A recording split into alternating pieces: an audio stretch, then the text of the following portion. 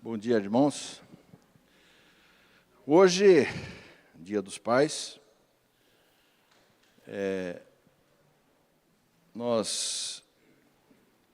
e dia também do que nós comemoramos o nosso aniversário da igreja. Mas hoje pela manhã nós não falaremos nada sobre a igreja, mas vamos falar sobre a questão do Dia dos Pais, especificamente. Para mim é importante lembrar, essa questão da paternidade. Paternidade que tem sido vilipendiada nos nossos dias. Quando eu vejo, por exemplo, no Conselho Nacional da Saúde, uma deliberação em que agora serão chamados de os que não gestam e os que gestam. Seriam essa a classificação. Um absurdo total. Abandonam totalmente a linha de pai, de mãe, de mulher, de homem.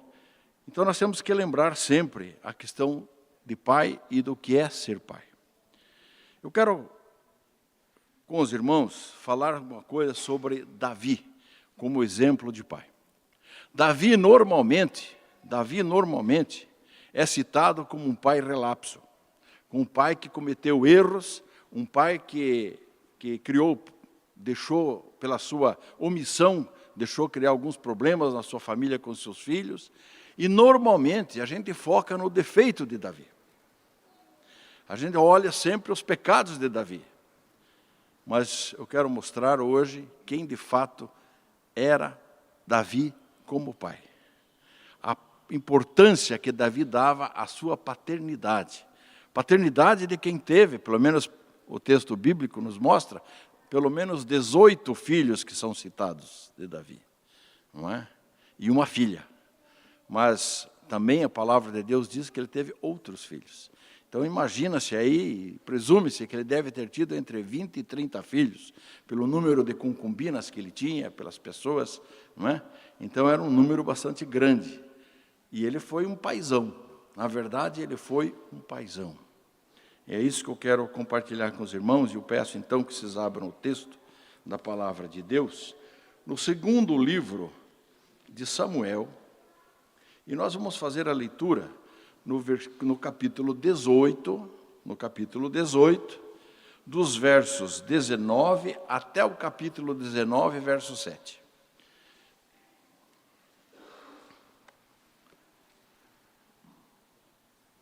Segundo livro de Samuel, no capítulo 18, a partir do verso 19. E diz assim a palavra de Deus. Então disse Aimás, filho de Zadok, deixa-me correr e dar a notícia ao rei, que já o Senhor o vingou do poder dos seus inimigos. Mas Joabe lhe disse, tu não serás hoje o portador de novas, porém outro dia o serás. Hoje não darás a nova, porque é morto o filho do rei. Disse Joabe ao etíope, vai tu e dize ao rei o que viste. Inclinou-se a Joabe e correu. Prosseguiu Aimás, filho de Zadok, e disse a Joabe, seja o que for, deixa-me também correr após o etíope. E disse Joabe, para que agora correrias tu, meu filho, pois não terás a recompensa das novas.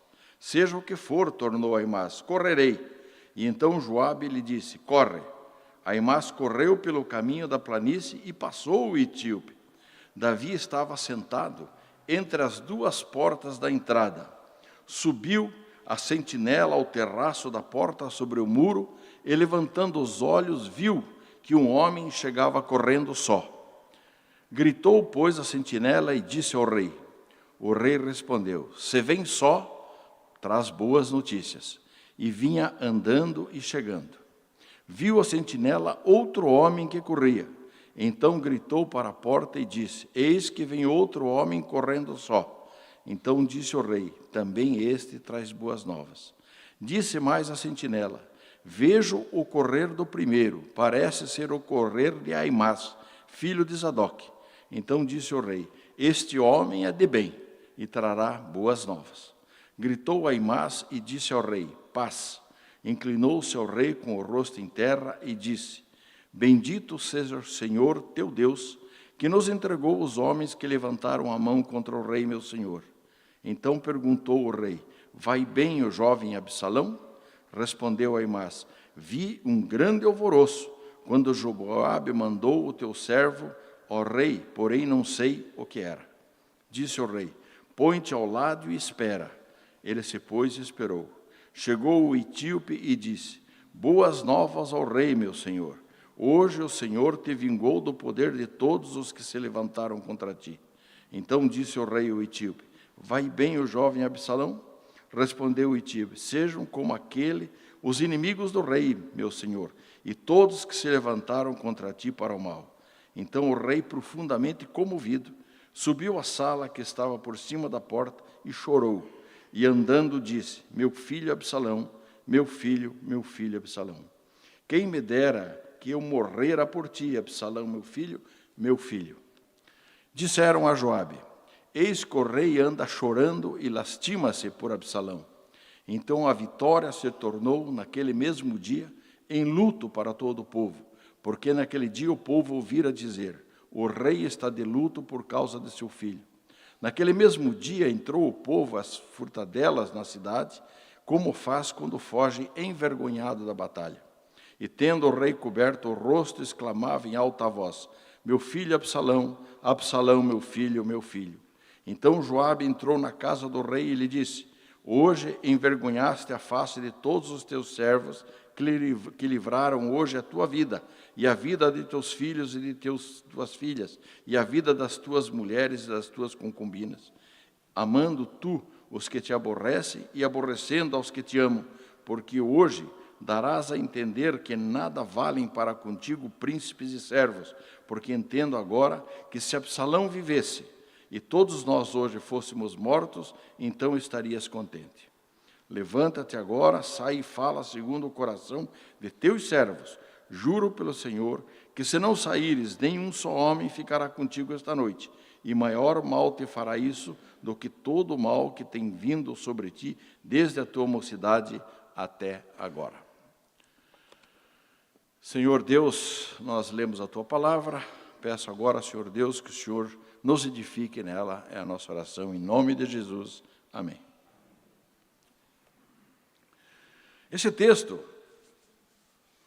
no livro de Samuel, não é, quando nós vemos na história de Davi, nós vemos o livro relatando também a sedição de que Absalão, filho de Davi, cometeu contra o pai.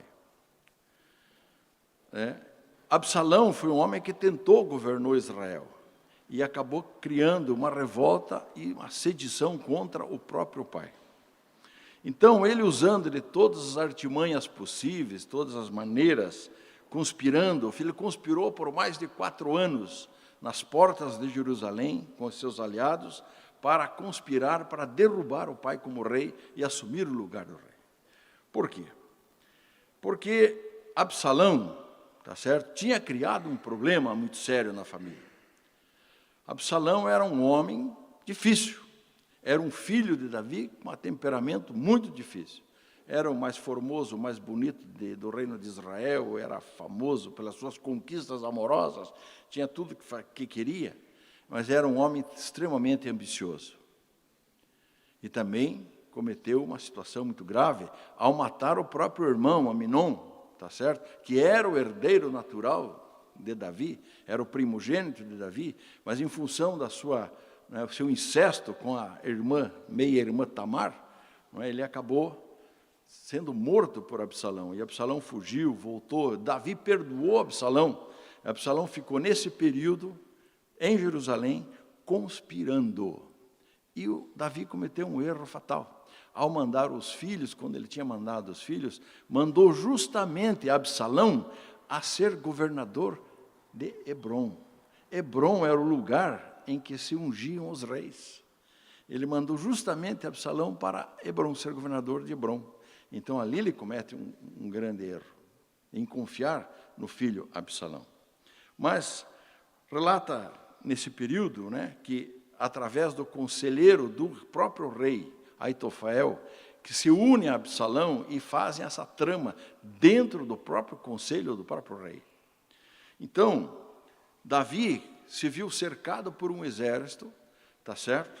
Do próprio filho, uma conspiração muito grande para derrubá-lo, tá certo? E Davi é obrigado a fugir de Jerusalém e vai para o exílio. E uma grande parte do povo e uma grande parte do seu próprio exército vai com Davi. Então, Absalão assume o lugar do rei em Jerusalém, não é? Afronta o pai a tal ponto de ter relações sexuais com as concubinas do seu pai em plena luz do dia, na frente de todo o povo, para humilhar o próprio pai. Então, Absalão foi um filho terrível, tá certo? Ao fazer isso com seu pai, não é? Mas Davi, aqui já numa fase idosa, ele não vai à frente da batalha. Ele reúne seu exército, ele quer ir à batalha, ele é aconselhado pelos seus generais, não, você já é idoso, você vai ficar aqui, nós vamos batalhar por você. E ocorre essa batalha, e Davi fica aguardando, então, não é isso? O resultado dessa batalha é isso que o texto nos conta, então ele está aguardando isso aqui. Mas antes de irem para a batalha, ele dá uma seguinte recomendação aos generais: vocês vão guerrear e tal, mas por favor, zelem pelo meu filho, preservem meu filho Absalão, não é? Então, Absalão, apesar de ser assassino de seu irmão, não é? Trabalhou, conspirou, se proclamou rei no lugar do próprio pai. Mas o que nós vemos nesse texto é uma coisa inexplicável. Apesar de tudo isso, o que nós vemos aqui é um amor imensurável de um pai, tá certo? É um amor assim que não se explica, amor de um pai. Davi tinha um coração puro, apesar dos seus erros, apesar das suas faltas, apesar de tudo que ele possa ter feito, ele tinha um coração segundo o coração de Deus. Davi era um homem segundo o coração de Deus. E por ter esse coração de Deus, o perdão imperava na vida dele. Ele era um homem amoroso, ele se sacrificava pelos outros, ele se sacrificava pelo próprio filho. Então, talvez isso não se aplique a todos os pais, mas deve se aplicar aos pais que são verdadeiros crentes. Aos pais cristãos isso tem que ser aplicado, porque se nós temos o Espírito Santo de Deus, nós temos que demonstrar também esse amor pelos nossos filhos. Eu lembro muito bem quando meus filhos nasceram, minhas filhas, meus filhos, meus netos. Eu sempre tive o privilégio, tá certo, de ser o primeiro a pegar. Não é? Sempre estava na sala de parto, então eu sempre peguei. E naquele momento o amor é muito grande, você já sente aquele amor. A ligação ficou. Amor à primeira vista, não é? E dali para frente você dá a vida para aquela criança. Não tem como fugir disso. Então, esse é um privilégio que eu sempre tive, né? Que, aqueles que têm esse privilégio, né? Acho que alguns aqui tiveram, muito bom, tá certo? É uma sensação incrível você estar ali, e ser o primeiro a abraçar aquela criatura nova. Mas, enfim, o texto nos explica que o amor de um pai independe da qualidade dos filhos. O filho pode errar, tá certo? Mas aqui é um exemplo claro que Davi tem de amor de um pai que exerce esse amor que provém de Deus. Esse amor é um amor, o mesmo amor que Deus tem por nós. Porque o amor de Deus é tão grande, não é isso? Deus amou o mundo de tal maneira, não é isso? Que fez o maior sacrifício. Esse é o amor de Deus Pai que nós temos. Não é? Por isso, nós podemos chamar o nosso Deus Pai de papaizinho. De papaizinho. Abba, Pai. Abba, Pai. O que significa Abba? O que significa Abba? Abba é a palavra hebraica Ava. Av. Av, Pai. Av. Agora, se se coloca numa que está falando pai, como é que ele vai falar? Tente falar sem colocar a língua nos dentes, a palavra. Vocês não vão conseguir. Ele vai falar. Tá certo? E daí, esse pai é o paizinho da pequena criança, como a criança chama o pai. Então, essa é a nossa relação que nós temos com o nosso Pai Celestial. De uma criança que tem um pai, tá certo? Amoroso, que embala essa criança no colo. É assim que nós somos tratados por Deus. Então, esse é o amor demonstrado aqui por Davi tinha pelo seu filho Absalão, apesar de tudo que Absalão tinha feito para ele. Davi amou aqui o seu filho mais do que a própria vitória. Ele estava nas duas portas, esperando as novidades, né? E ao ver a sentinela correndo e chegando nele, qual foi a pergunta que ele fez? Ganhamos a batalha? Continua o rei? Não. Como é que está meu filho Absalão? Como está? Vai bem o jovem Absalão? A preocupação dele não era com o resultado da batalha, mas a preocupação dele era com a vida do filho dele. Vai bem o jovem Absalão? Primeira pergunta. Davi não dá importância nenhuma aqui aos seus detalhes da guerra, não é? Da vitória em si, das novidades. Ele queria saber como é que estava o filho dele, não é? Mas logo em seguida chega o segundo mensageiro, o etíope aqui, e dá a notícia de novo para ele. Qual foi a pergunta dele? Vai bem Absalão? A preocupação dele era só Absalão. Ele não estava preocupado com resultado nenhum. Ele preferia perder a batalha, mas preservar o filho dele. Não é? Esse era o amor de um pai, né? A preocupação de um pai. E mesmo sabendo, daí que ele ficou sabendo da vitória, tá certo? Que o seu trono estava segurado, que ele recebeu essas boas novas e tal, ele entra numa aflição tremenda por causa do filho. Ao saber que o filho tinha morrido na batalha, ele chora amargamente, entra em luto, tá certo? E aquela vitória passou a ser uma vitória amarga, um gosto amargo para ele, porque ele tinha perdido o filho nessa batalha, não é? Pai verdadeiro prefere sofrer derrotas pessoais do que perder um filho. Eu vejo essas questões assim, né, de tal maneira que ele não se preocupou com aquilo, ele queria o filho vivo. Essa era a preocupação dele. Não é? Não importa o que o filho tinha feito para ele. Davi amou o filho dele mais do que a própria vida. Davi, nós vemos no texto, Davi sempre se importou com o bem-estar do seu povo, com a nação de Israel, não é? Tinha um coração de consolar a nação, de consolidar essa nação, de fazer crescer. Ele consolidou a nação de Israel. Davi foi o homem que consolidou a nação na terra prometida, porque apesar das batalhas, de tudo que tinham feito, todo aquele povo, durante toda a sua história de conquista da terra prometida, foi no reino de Davi que foi consolidado o reino de Israel. Foi no reino de Davi que ele conquistou as outras áreas e consolidou o reino. Davi foi um homem lutador, mas vejam lá no verso 18, 33, o que fala. 18, 33.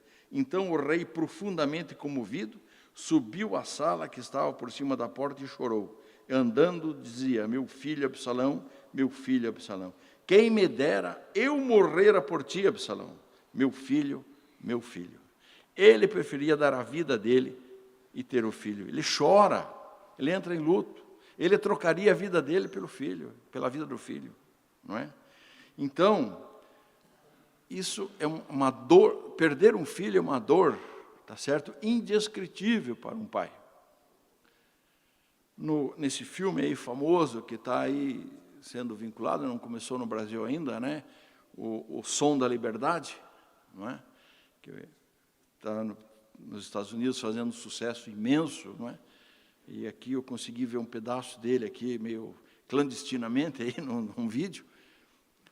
Mas ele tem um momento que ele mostra externamente o seguinte: que dor teria um pai ao entrar no quarto e ver a cama vazia do filho? Porque as crianças são sequestradas, são mortas, são assassinadas. Não é? Esse é o mundo em que nós vivemos hoje. Mas então ele mostra ali nesse filme, tá certo? A dor de um pai que entra no quarto e a cama está vazia. Não é? Porque o filho foi sequestrado, sumiu, não sabe onde é que está, morreu, não sabe. É aqui a mesma coisa. Davi deve ter sentido a mesma dor, não é? Em saber que o filho dele estava morto, não é? Davi demonstrou tal amor pelo seu filho, não é? Que Joabe, comandante do exército, teve que chamar a atenção de Davi. Não é? Olha, teu lamento por Absalão está colocando em risco o reino que nós conquistamos para você agora, na batalha. Não é? Versículo 19, de 5 a 7, diz isso. Então Joabe entrou na casa do rei e ele disse: hoje envergonhaste a face de todos os teus servos, que lhe livraram hoje tua vida, e a vida de teus filhos e tuas filhas, e a vida de tuas mulheres e tuas concubinas, amando tu os que te aborrecem, e aborrecendo os que te amam. Porque hoje dás a entender que nada valem para contigo príncipes e servos, porque entendo agora que se Absalão vivesse e todos nós fôssemos mortos, você estaria contente. Mas era o amor do pai. E ele teve que ser chamado a atenção por Joabe, comandante do exército. Não é? Mas Davi, em terceiro ponto aqui que eu quero colocar, amou mais o seu filho, tá certo, do que o próprio trono, do que o próprio reino. Davi sempre se importou com o povo, com a nação, com Israel, mas ele era um homem que tinha um coração de Deus. E aqui ele demonstra mais amor ao filho do que o próprio reino. Certo? Davi demonstrou tal amor por seu filho, não é? Quando ele teve que ser chamado a atenção e tal, por Joabe. Então, muitas vezes, os pais abrem mão dos seus privilégios por amor aos seus filhos. Pai que é pai abre mão de privilégios, abre mão do conforto, deixa de lado as suas preferências, em amor ao seu filho. Se tiver que deixar um pão para o seu filho, ele deixa o pão, ele passa fome. Ele faz o sacrifício que tiver a fazer pelo filho. Esse é o verdadeiro pai. Esse é o pai que tem amor cristão dentro de si. Não é? Altruísmo é negócio de pai para filho. Esse é o negócio de pai para filho. Isso é altruísmo. Paternidade é uma missão honrosa que Deus nos dá. Deus nos entrega os filhos, nós temos que ser pais. E esse amor que Deus tem por nós, e o amor que Deus coloca em nossos corações, é o amor que o pai tem pelos seus filhos.